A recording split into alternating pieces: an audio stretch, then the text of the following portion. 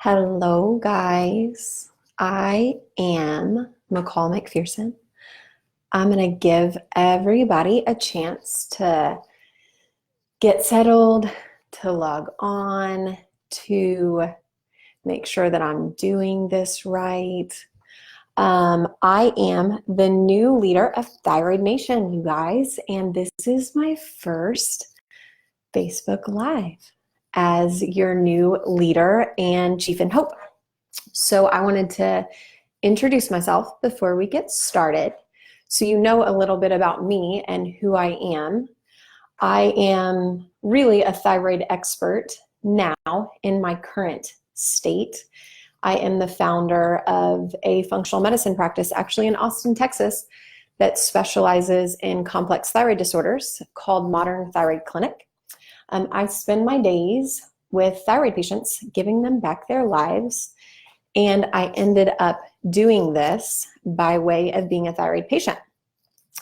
And if you guys are watching, can you hear me? Can someone tell me if you guys can hear me? Because last time I did this, you guys couldn't hear me and it was awful. Anybody? Can you comment? Tell me if you can hear me. No? All right. I'll just keep going and hope that you guys can hear me. Yes. So yeah, oh yay, hi, great, thanks, Jill. When I was 27, I had just graduated from graduate school as a PA, and I had been treated for hypothyroidism for probably the last 6 or 7 years. I was on Synthroid, and I thought that that was, fine. I didn't realize could be an issue if I was treated for hypothyroidism, and I was going to bed at 3:30 in the afternoon every day and was exhausted and was about 10 pounds heavier than I should be and could hardly think at my job. And every single day I would go to work and I would come home at 2:30. I would put on my pajamas, I would crawl into bed, and I would be there until I had to wake up the next morning at 5:30. Weekends were spent doing the same. So I had to rest enough to recover from the work week and then rest enough to prepare for the next week to be able to function in life, right? Probably some of you guys maybe know a little bit about that. I went to my doctor over and over again and was repeatedly told that my thyroid numbers looked fine, that it wasn't my thyroid. He was only checking my TSH. And that went on for about a little over 6 months. Eventually, I got on the wait list for what was then one of the only integrated medicine doctors in Austin back then.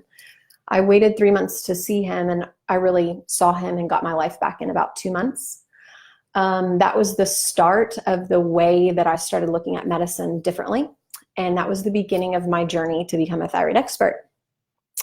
Many years later, now I spend my days with people just like you, and I'm impassioned to give people their lives back. My goal as y'all's new chief hope, so I'm a Texan, so I say y'all, guys, sorry. But yes, my goal with you guys is to give you the tools that you need to get your own life back. So I want to break it down for you step by step. What I see in my clinic is successful day after day, in order to help you as much as I humanly can to help you on your journey and be empowered on your journey. So that is my goal. Today, I wanted to tell you a little bit about me, and then I wanted to answer any questions that you guys have. So y'all are like the first ones on here because you're early. Do you have any questions for me? Let's scroll, make sure that I have one that I already committed to answering. So while you guys type, hi, Debbie from Arkansas. Hello, hello. Did you make it okay in the flooding? I hope so. I'm going to pull up one from someone that had submitted it earlier this week when I posted about the Facebook Live.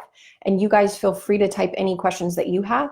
If you don't have any early enough, I'm going to tell you like a general rundown in how your thyroid works so that you can leave here with some information and have a bit of an in-depth understanding about why maybe you guys aren't feeling quite as good as you should. And I assume that if you're on this webinar, you're probably not. Let's see. So I have a question from someone named Rebecca that says, I cannot be put on thyroid meds because my blood tests sometimes show I'm hyperthyroid and other times hypo. The majority of my symptoms show hyperthyroid. Doctors can't explain to me why this is happening. It's like they're floored. Any advice? So this is Rebecca's question. I actually see this fairly commonly in my practice. It's kind of a strange thing. This probably isn't applicable to many of you because it's really specifically probably more addressed to hyperthyroid patients. Doctors seemingly are confused about Graves' disease or people with hyperthyroid. They can't quite understand and they're always a little gun shy to treat. And so they just kind of wait and watch thyroid function labs to see if they're flip-flopping from having too much thyroid hormone, making them like jittery and anxious, and then too little, making them really tired and sluggish. When in reality, what is driving Graves' disease is what is driving that hyperthyroid issue that they're waiting to watch and seeing if it's swinging back and forth is actually antibodies, is an autoimmune issue, the Graves component of that they should actually be testing for.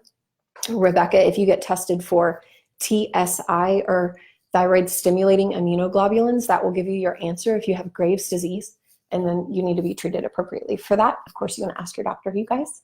I can't be your doctor via Facebook. Hi from Kansas, guys, and from Michigan. Weight loss is hard. Debbie Beasley. So yeah, let's talk about that. And Chantel. So weight loss. What I tell my patients and what I see in my clinic is if you have a nuance of a thyroid problem, you've got weight gain. So as soon as just barely out of range, and what I say out of range is very different than what your doctors think is out of range. And I'll tell you more about that towards the end of the webinar. But if you're very slightly out of range, you're going to retain weight and you're going to put on weight. So until your thyroid medication is balanced perfectly, and I mean like almost perfect, you're going to retain weight. So weight loss is the first thing to show up and the last thing to go with adequately treated thyroid function. And you need, like, really to lose weight, you need someone who knows what they're doing as far as your thyroid goes. Because until you get it just spot on, it's so hard, guys. And I empathize. It's so, so hard. But you can get there. You really can. Once you get your thyroid right, your weight will reset and your metabolism will reset, and the work that you put in will pay off, as opposed to if you have a nuance of a thyroid disorder, you know, and you work, your weight will not budge. And, you know, everyone between Thanksgiving and New Year's will put on 3 pounds after they gorge and, you know, eat everything in sight, and you'll splurge for a weekend and you'll gain 4 pounds. You know, it's unfair. It really, really is. Okay. Michael, is it Michael Hilton? You're scheduled for a total thyroidectomy in 2 weeks and you're not sure if it's the right decision.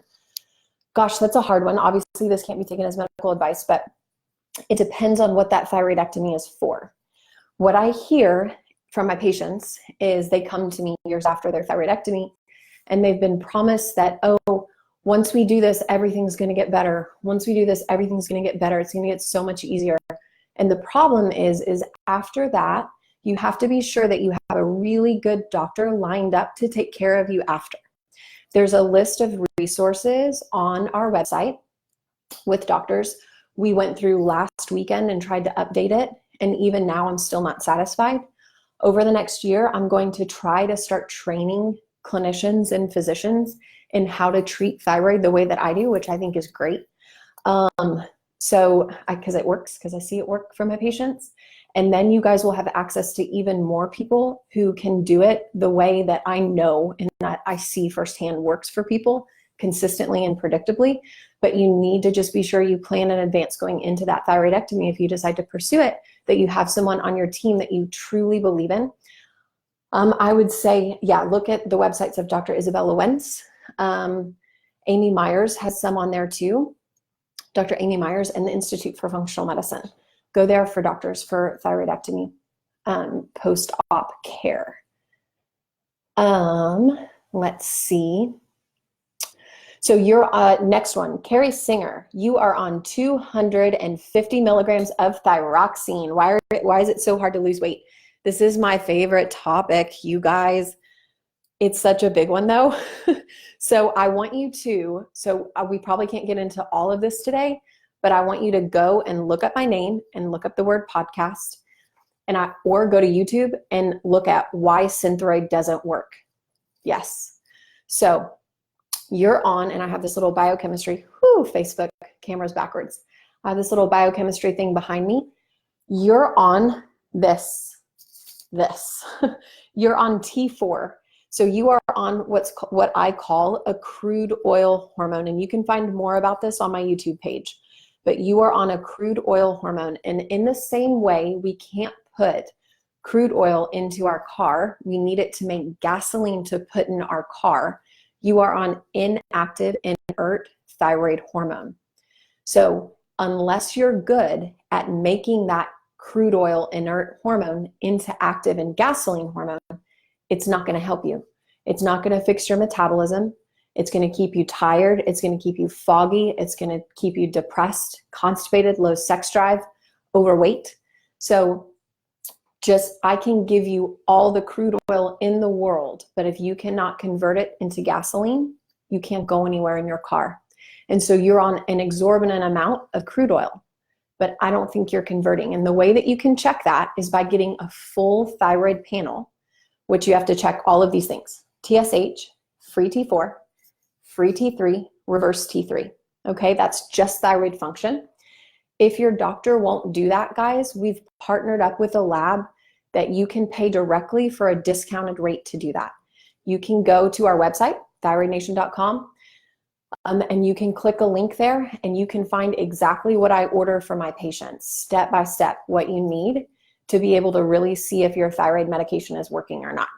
Most people who come to my office, well, actually 100% of people in my office at Modern Thyroid Clinic, right? And I deal with the most complex patients in the world, probably. I do not have one thyroid patient on T4 alone. I do not have one thyroid patient who is only on levothyroxine, Synthroid, T-Resent, none. So every single patient that I have needs some form of active thyroid hormone, some form of gasoline hormone. So that's probably why you're still struggling to lose weight. You don't have enough active hormone in your body. You don't have enough T3 because you're not able to use your medication. That is a long-winded answer.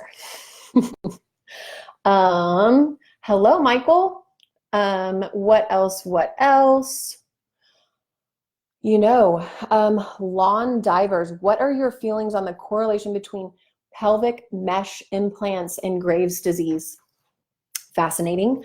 Lawn, I have not seen any research on that in particular. Here is my answer to that. One, my number 2 go-to resource for autoimmune disease and thyroid issues, whether it's Graves' or Hashimoto's, is Dr. Isabella Wentz. Definitely go. She is going to be your go-to resource.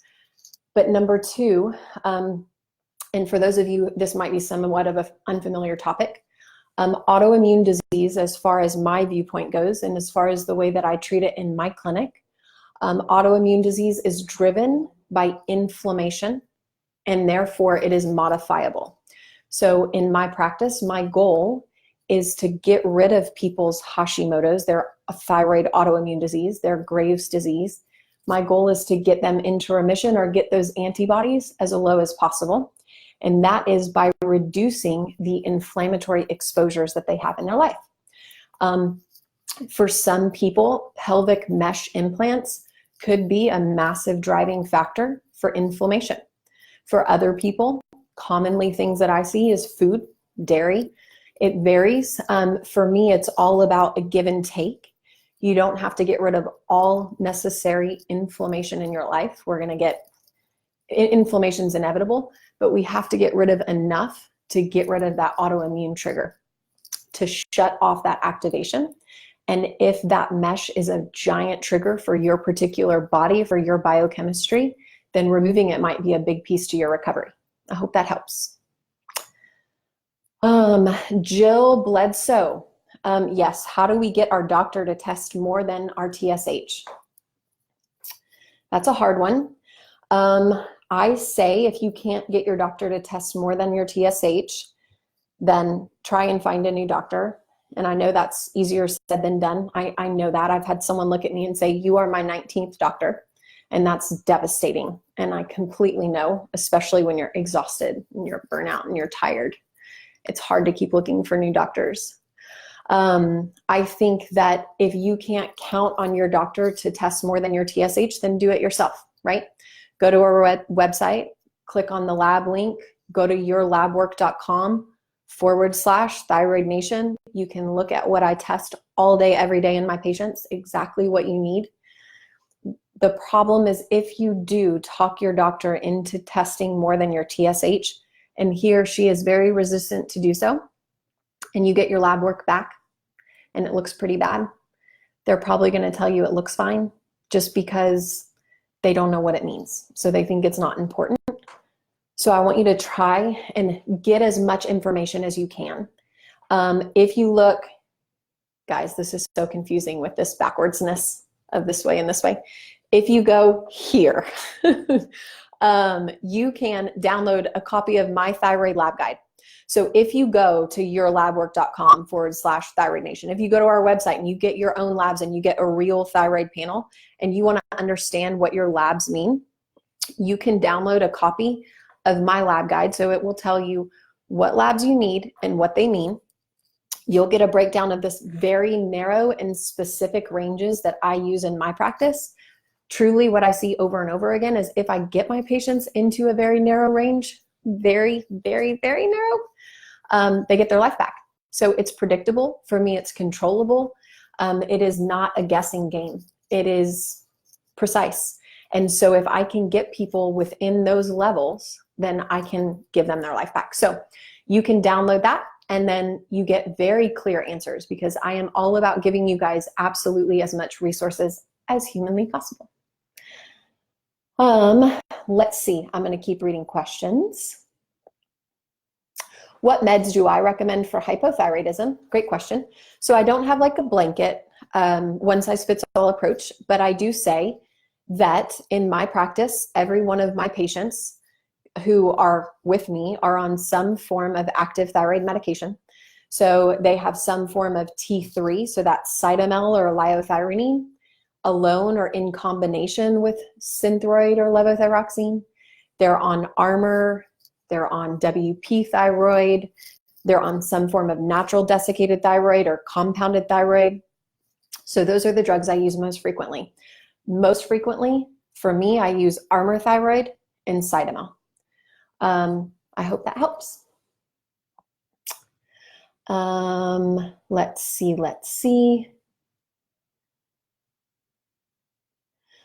Oh, Michael. Okay, so you have antibodies for Graves and Hashi, 4 nodules. Your TSH is 0.13.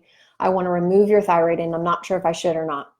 That's complicated, Michael. Obviously, I can't give you medical advice. Guys, none of this can be medical advice, but sometimes what can happen with Graves is you'll settle into a Hashi state, and you won't stay in that mixed picture the whole time. So right now, you're kind of strapped into this roller coaster of hypo, you never know what tomorrow is going to bring. A lot of times over time that will ultimately settle into a hypo and Hashi state, but that's completely your decision. Again, you just want to find somebody on your team that you can count on post-operatively if that's what you decide to do. Elizabeth says, go to an endocrinologist. Rainy Way, I lost my thyroid to cancer and now I'm on levothyroxine. My T3 levels are low and my T4 levels are normal. I have all the usual symptoms of hypothyroidism except seemingly elevated resting heart rate with occasional palpitations. How is this possible? What should I do? Great question. So this could be multifaceted. You have what I call is a conversion disorder.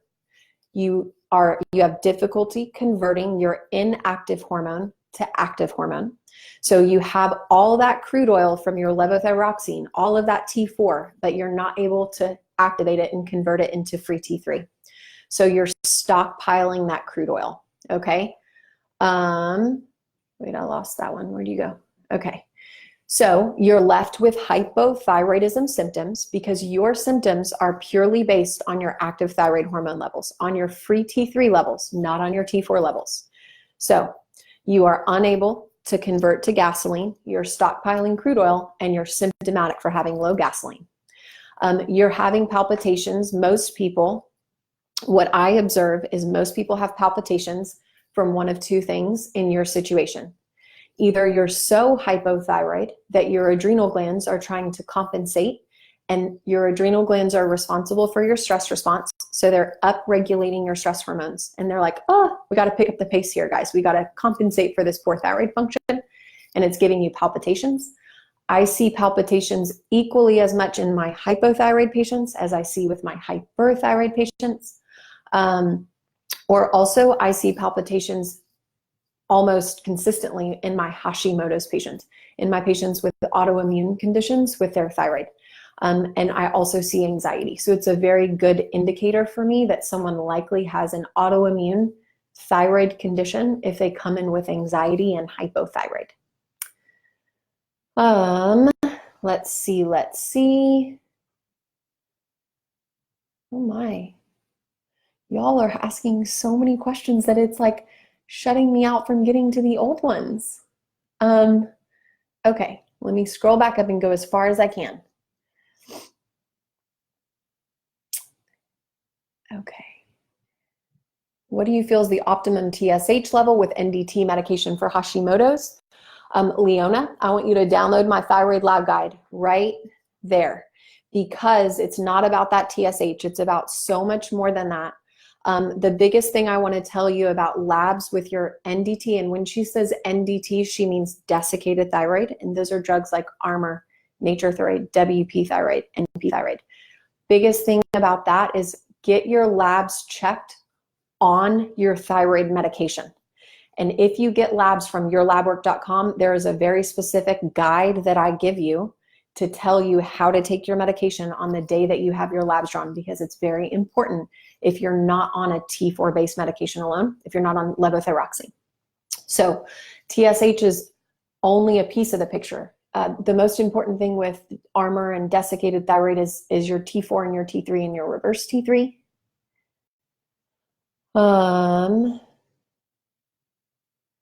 Is there a food that we should not eat with hypo?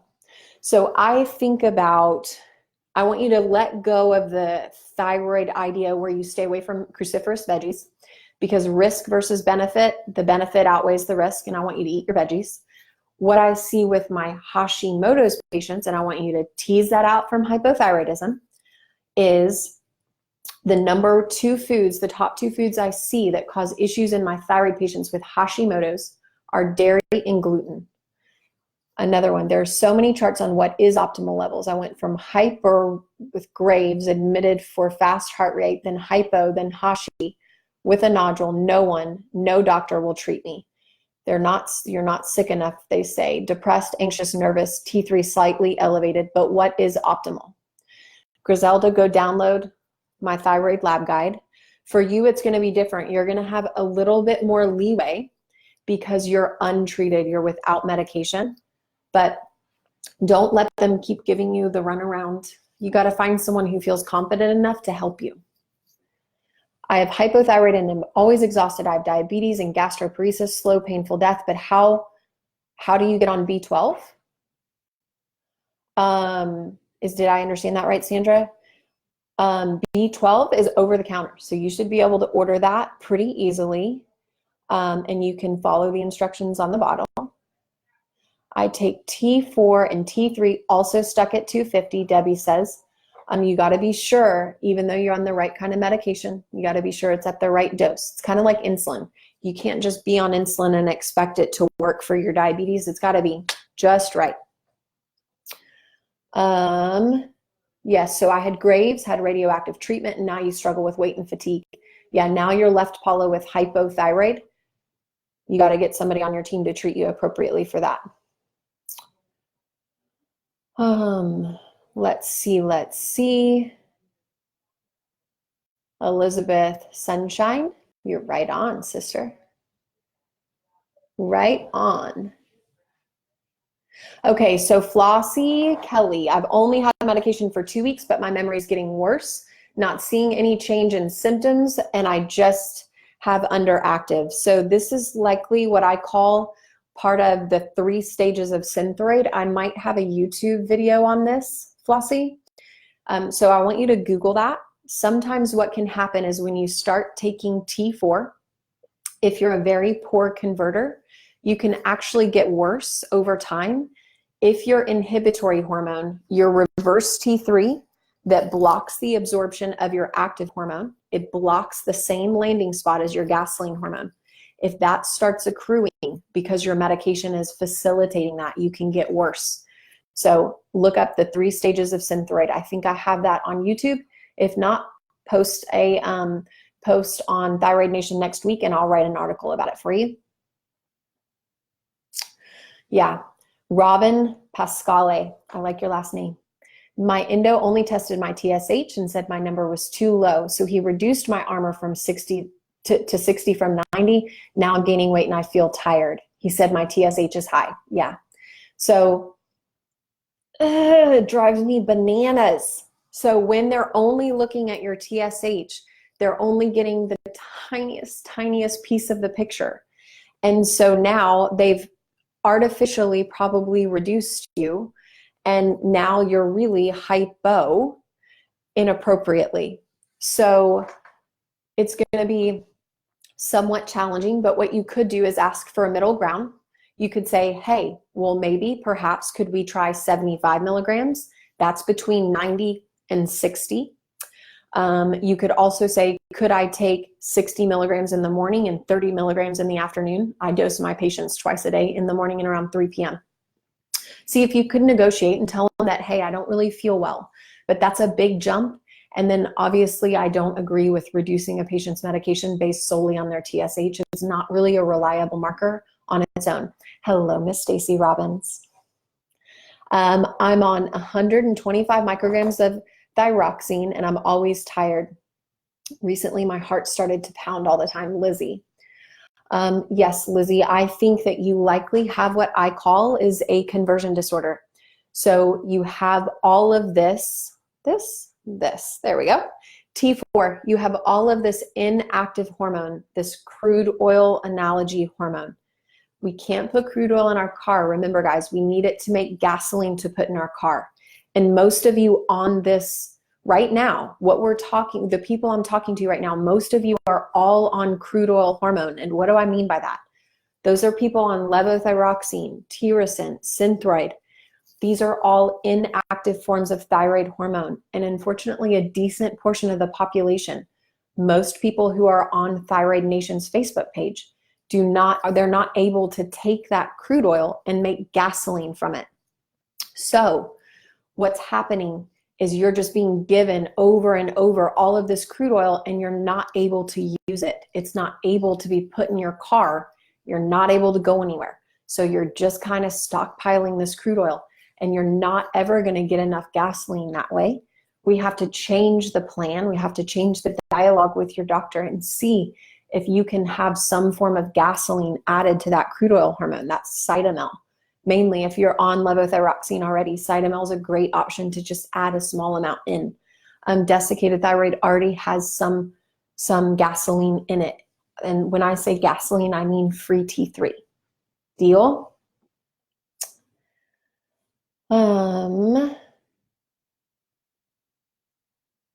Let's see. Shortness of breath. I've had a patient come to see me who was a competitive tennis player. Her only complaint for hypothyroid was severe shortness of breath. And when we fixed her thyroid problem, she is not short of breath anymore. Griselda, I don't know. It could be that. It could be lots of other things. So you need to see your doctor and potentially see a pulmonologist, but could still be a thyroid problem. Let's see. I'm just on levothyroxine, Debbie Forshee, 100 micrograms, and have gained like 40 pounds since a full thyroidectomy in October 2017. For some reason, the endocrinologist won't give me anything else, even though I keep asking about the huge weight gain. Yeah, so if you've had a full thyroidectomy and you're on 100 micrograms, that's not a whole lot of levothyroxine for someone who's had a full thyroidectomy, Debbie. You might want to find another endocrinologist and maybe one that's open-minded. Remember the resources we talked about earlier. There's a list of doctors who we've just updated over the weekend on our website. We're still working on doing that more. There's some on Isabella Wentz's website. There's some on the Institute for Functional Medicine website. But I definitely think your doctor isn't feeling super confident, because likely what could be happening is they're afraid to increase your medication to an adequate amount. And so they're kind of stopping at a certain level. And I mean, you could need more, but in reality, you might also need some active form of thyroid medication.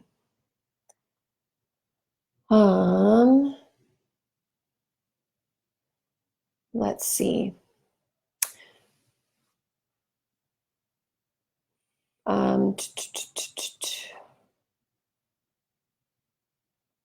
Shez Webb. I've been on thyroxine for 25 years, since I was 15, and I'm on 75 micrograms daily. And the only way I can lose weight is not to eat. Oh no, y'all, it's kicking me off because there's so many comments, you guys. I want to help all of y'all. Okay, so it kicked me off that comment. The only way he cannot lose weight is not to eat, and then I lost it, guys. It won't let me go back up anymore. So I think key to that, again, is metabolism with thyroid is huge, but your thyroid medication has to be dosed just right, because metabolism is that last, it's got to be at the sweet spot to get it just right to reset your metabolism and allow you to lose weight. So work on that T3 component. See if your doctor will add in some T3. Ask specifically if he or she will add in Cytomel.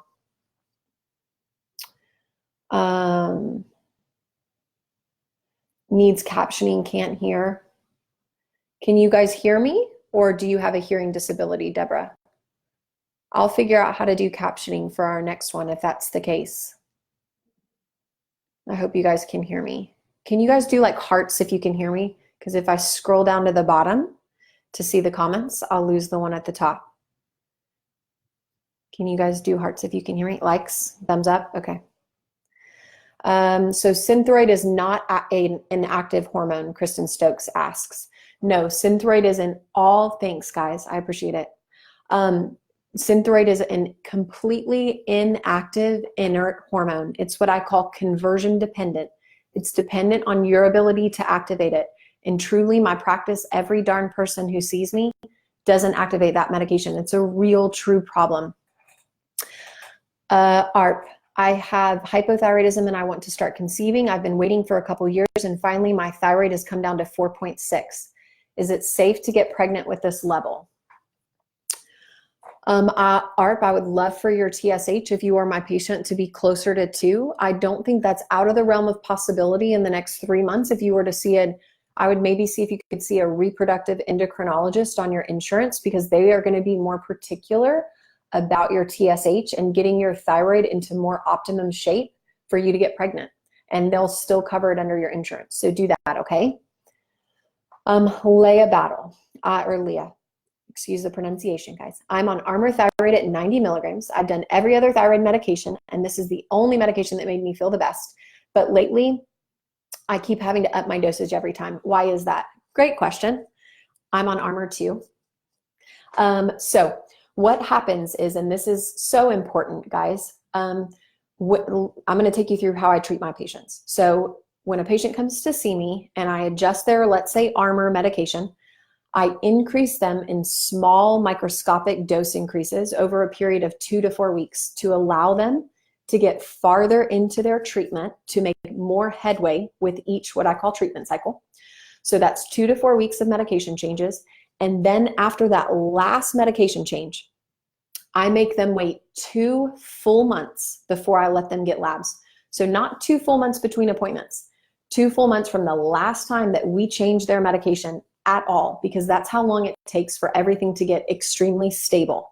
We need everything extremely stable when we read labs. And what I tell them when we do this is, what I expect you to feel is when we first increase your Armour or Cytomel, any short-acting medication, you might feel a little jittery.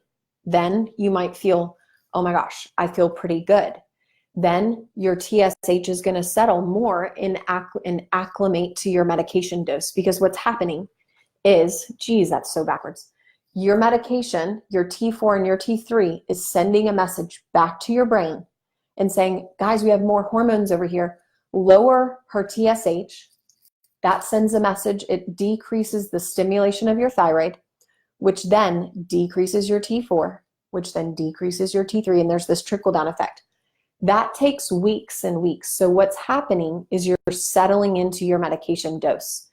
Everything is stabilizing, and what that means is when you sink in and you settle in and you slump, it means you haven't reached your final dose of medication that you need to be at yet. But it's part of the process.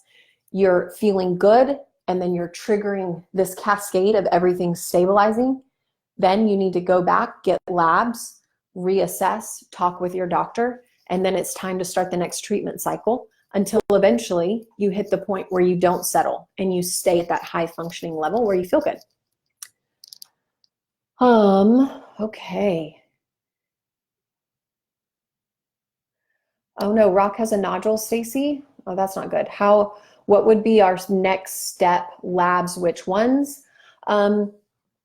Really, so for nodules, I would say get the measurement and get the picture of what it looks like. If it's suspicious, I would always see a thyroid surgeon specialist. If it were my husband or significant other, partner, parent, I send people to a particular thyroid surgeon in Austin so that she can look at it herself. All she does is look at thyroid nodules all day and look and see if it's suspicious for her and if it warrants a biopsy. Labs won't tell you really much at all about nodules. You need a real picture by a professional, not a radiologist. That's what I would say next steps are.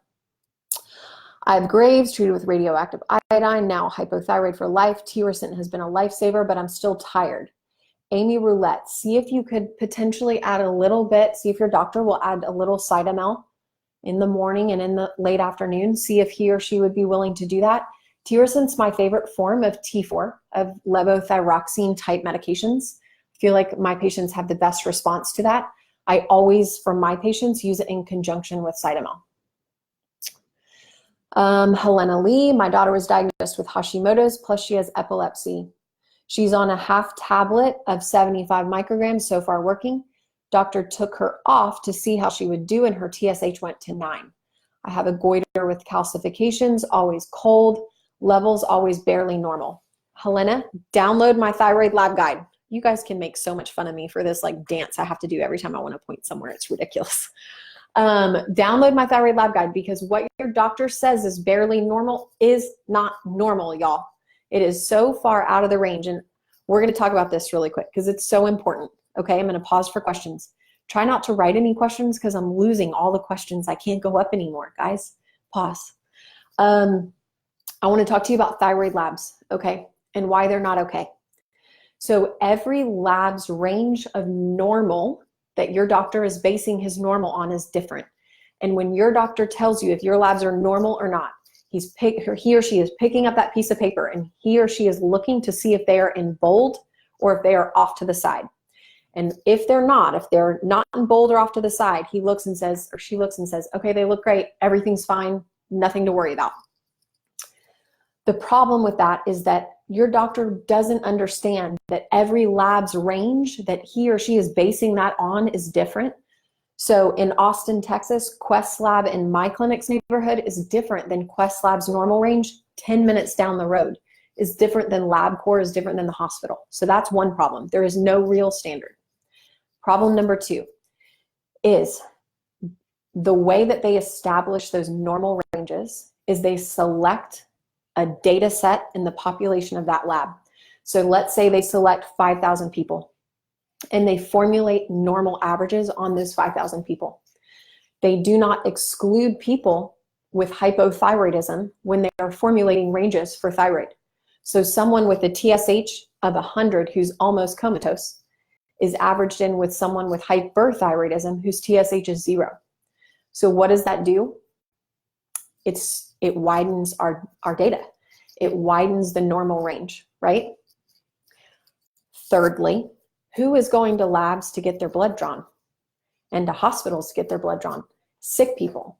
So now we're basing our labs for optimal ranges for people on sick people with the condition that we're trying to rule out with no real established normal ranges. So it's not okay. It's not okay. So when I started being in the thyroid niche years ago, I initially based my normal ranges on a subset of research that excluded people with hypothyroidism when they formulated averages, symptoms of hypothyroidism, or a family history of hypothyroidism. So it kind of trimmed out the fat of all of that, got healthy people without the condition that we were trying to rule out. Now, about every 2 years, I take those ranges I started with and I narrow them down further, because I find if I can get people in a range this wide, then I can give them their life back pretty much every time. So not this wide. I mean, regular medicine's range is this wide. When I started, my range was this wide, and now my range is this wide. This year, I'm going to modify it, and it's going to be this wide. So really and truly, guys, it's huge. Don't let your doctor tell you that your labs are normal, because there's no reason to still have thyroid symptoms. Something's not right. It's predictable. It's controllable. This is a fixable problem. You should not be walking around with thyroid symptoms, period. Period. Okay, I'm coming down on my soapbox now. All right. What does it mean when your T3 levels, when your free T3 levels and your free T4 levels are normal range and the TSH is below normal? Great question, Chris Robinson. So if you're looking, let's say you're talking about my normal ranges. Let's say your T4 and your T3 are good for me, but your TSH is low. There are people, probably about 8% of my thyroid patients, their TSH inappropriately has to be suppressed for these numbers to be okay. Meaning, if we reduce their medication to increase their TSH, they would become hypothyroid by their output hormones.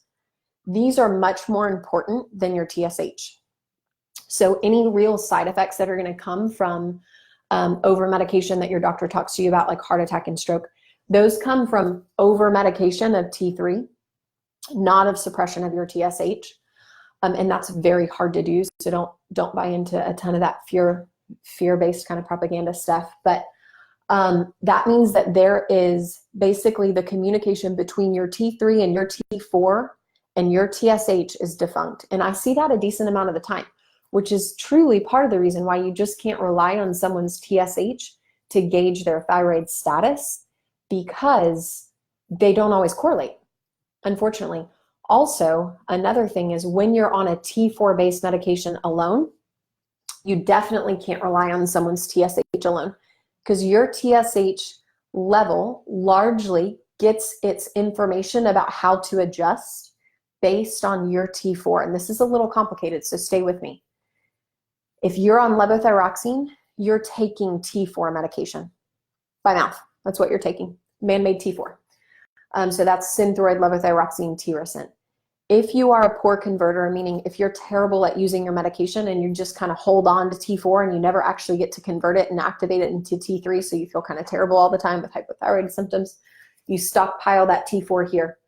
The worse you are at using your medication, the better your TSH is going to look. And commonly those people end up going to the doctor and saying, oh my gosh, I have every hypothyroid symptom. And their doctor says, but your TSH is so low, you look hyperthyroid, we need to reduce your medication. And that's because they're taking T4 by mouth. They can't ever convert it, so they're just stockpiling it. So it's sending a message back to their brain constantly saying, lower their TSH, lower their TSH, we have too much thyroid hormone. But the whole time, they have no T3. So they're hypothyroid the entire time, feeling symptomatic with fatigue and brain fog and weight gain and low sex drive and depression and all of that. Does that make sense, guys? You guys following me? Am I going too deep for Facebook Live number 1? Okay. Crystal, armor makes my heart, it looks like there's a typo. Armor makes my heart. Why is that? Sometimes what can happen, and this is commonly, I think I can infer what you're saying. Sometimes people come to my practice from other clinics and they say, no, I can't take armor. I have a bad reaction to it. And I'm like, well, tell me about that. And they say, well, my doctor tried to change me from Synthroid to armor. And when he put me on armor, she put me on armor, my heart was pounding. I was so anxious. I was so agitated. I felt like I was going to have a panic attack, and I can't take that. Well, the problem that commonly happens when regular doctors have such good intentions and they try and switch their patients to Armour is that Synthroid, levothyroxine, tyrosine, all of those T4 medications, they stay in your system for almost 20 days. So if you stop taking them on a Monday, and then Monday or even Tuesday, you start Armour, and your doctor usually calculates the equivalent dose of Armour for your Synthroid. Let's say your Synthroid's 100 micrograms. They put you on 60 milligrams of Armour because that's the equivalent dose, you know. If they start you on that the next day, Armour's short acting, a lot of it. So they essentially, you start doubling your dose of medication the next day or sometimes that same day. And it has active thyroid medication in it that's short acting. So it's immediate. So you get double the dose and you get very agitated and anxious and it's really uncomfortable.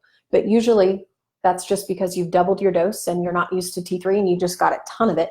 So what you have to do is you have to stop your levothyroxine or Synthroid and you have to slowly onboard onto Armour, usually over a couple weeks, depending on your dose of Synthroid and such.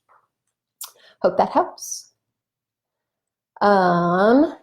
Let's see. I'm on NP, Karen Wells, thyroid, and my TSH is 0.358, and I'm still not losing weight.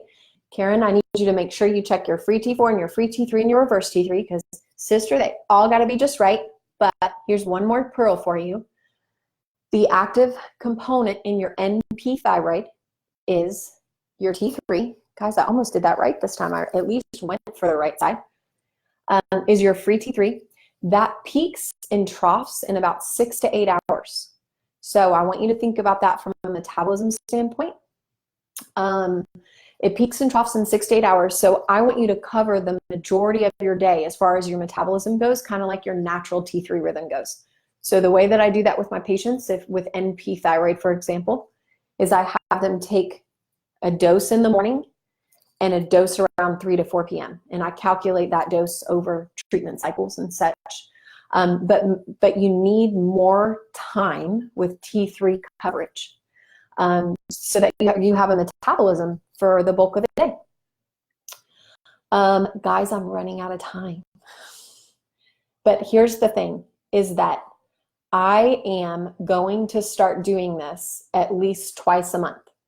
And I don't necessarily know that I'm going to take questions the whole time twice a month, but I'm going to at least come on, teach you some, and take questions so that every other week, and I've thought about doing it every week, but I don't want to overcommit and I don't want to disappoint you guys. But at least so that we can convene and you can have a place to go when you have questions and have a person to ask. And I would love to hear your comments about, one, I have a couple questions for you. Would you want it to be the same time every week? Like, would that be helpful? Would you want it to be different times and different days? It's always easiest for me if it's like at least the same day of the week. Should I have it at different times? Are there any topics that you want covered? Is there anything else that you want from Thyroid Nation that I can give you? Because we get to like start fresh, you guys. We can build this to be whatever we want it to be and whatever you need it to be, because that's ultimately what I want to give you. So I'm up for creating that together. Okay, I'm going to look at 2 more questions. So Jamie Moore Bernard, taking Unithroid for Hashimoto's hypo. I have low T4 but a higher TSH.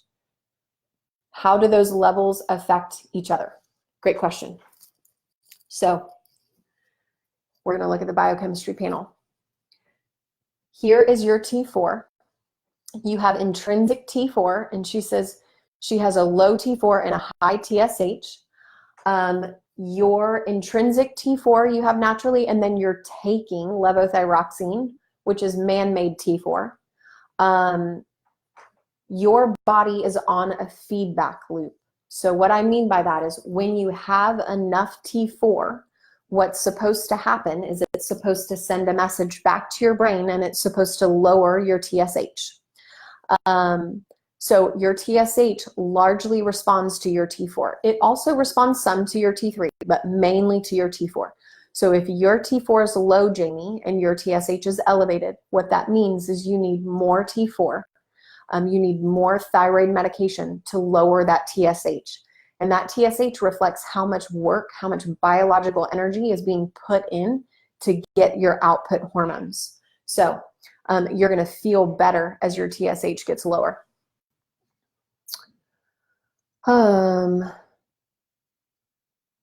Let's see. I have hypo and PCOS, taking Nature Thyroid twice a day. I'm always tired and can't lose weight. Any advice would be appreciated. Lizzie Biffle. I would say, 1, make sure that your medication is dosed appropriately. And 2, I would see if maybe perhaps you could switch from Nature Thyroid to Armor and just see if you felt better and if your metabolism sped up a little bit. It's the same medication, it's just a different brand. Nature Thyroid's generic, Armor is brand name. See if you could switch to that. Okay, guys. Y'all, thank you so much for tuning in. Like, this is my first time being here with you guys. Thank you for engaging and being awesome. We're going to do this again very soon. I will try to log on and answer some of your questions in the comments. So tune back in. I really encourage you guys to go to thyroidnation.com/gift and download your thyroid lab guide. Okay. Get the ranges, get answers to where you should be at as far as your thyroid numbers go. Thank you so much for having me. I am so happy to be here and to be a part of Thyroid Nation. And I'm so excited to walk this journey with you guys. Thanks for having me, guys. Have a good day.